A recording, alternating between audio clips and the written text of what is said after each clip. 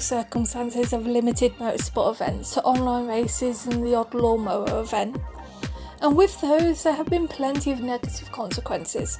We've seen drivers losing sponsors, drivers being sent to sensitivity training, and even a driver being suspended by their team. But there have been plenty of less negative stories that have come from this shift to online sports. Some drivers have fully embraced this new era and their popularities have skyrocketed as a result. These are just 5 drivers who have won during this break from real life racing. Number 1, Charles Leclerc. Charles Leclerc comes in early on this list because he was pretty popular to begin with. He brought in a new crowd of fans that have never been interested in motorsport before and was able to win over plenty of loyal Ferrari fans. But unlike many of the high-profile drivers in F1, he got on board early with the temporary switch to esports. As well as competing in the official F1 Championship, he signed up to race in the virtual Le Mans and the World Rally Crossing race. All this has come with Twitch streams and social media updates, giving fans a real insight into his real life, including his calls from the boss.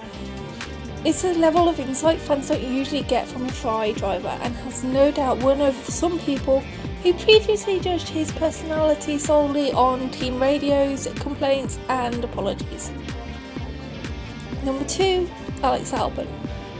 Like Leclerc, Alex Albon already had plenty of fans after an impressive Formula 1 debut last year, but it's fair to say he's reached more people with his standout performances in the Virtual Grand Prix.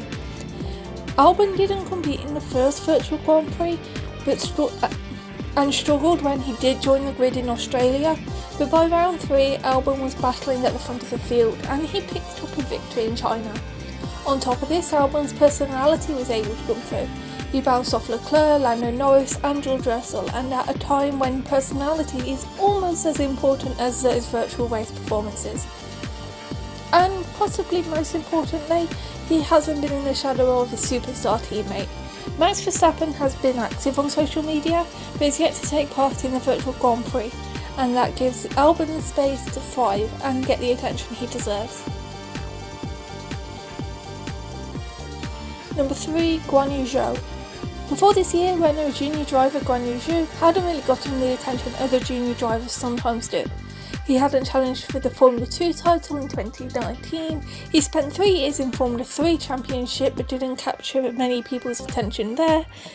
He had joined the Renault junior team, but Christian Lundgaard and even Max Futrell were seen as ahead of him in the ladder to Formula 1. But then 2020 happened. Bahrain was the first official virtual race of the season. It wasn't as popular among the professional F1 drivers as later races, but did feature the likes of Lando Norris and Nico Hülkenberg, and in the second Renault there was Zhou. Zhou came through from 3rd on the grid to take the victory. It was the first F1 victory of 2020, a great achievement even if it didn't happen on the actual racetrack. Even having only raced 2 of these GPs, Zhou is the highest placed driver to have never raced in F1, and possibly most importantly, he's ahead of Lundgaard and Futrell, who have competed in 3 races between them. He's grabbed people's attention and will hopefully be able to continue this momentum in the real life. Number 4, George Russell. It's fair to say George Russell probably wasn't expecting to take any wins this season. I mean, if he was, I assume he knows more about a mid-season switch at Mercedes than the rest of us. But esports is a great leveller, and a decade of bad decisions at Williams can't hinder his racing here. So F1 fans have finally been able to see what Mercedes saw in Russell when they brought him on board. Russell has regularly impressed on the virtual racetrack. Of course, it takes a different set of skills to win online than it does in real life, having to manage the somewhat more chaotic driving standards, but Russell has taken all this in his stride.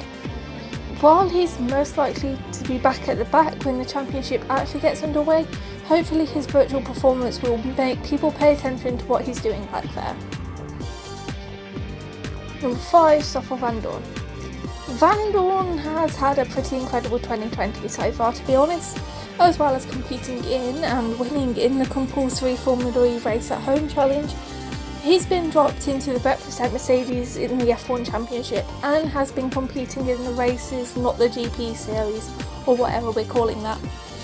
This comes just a year after he was cast aside by McLaren after a pretty disappointing season in F1. He was quickly picked up by Mercedes, of course, and has been successful in the IRL Formula E Championship, but may have faded from the minds of F1 fans. His success in the virtual world has put him right back in the front of people's minds. As well as this, he's been proving his worth to Mercedes. He's currently running as the F1 team's test driver, as well as driving for the manufacturer in Formula E. But over this period, he's shown off his simulator skills as well as his popularity. Always a bonus if you need someone for a promo event.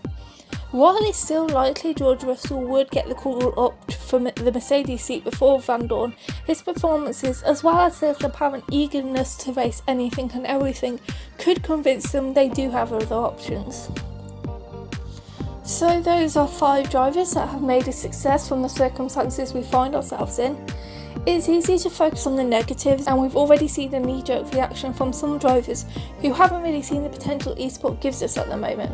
But there are lots of positives, and I think we should shine light on those.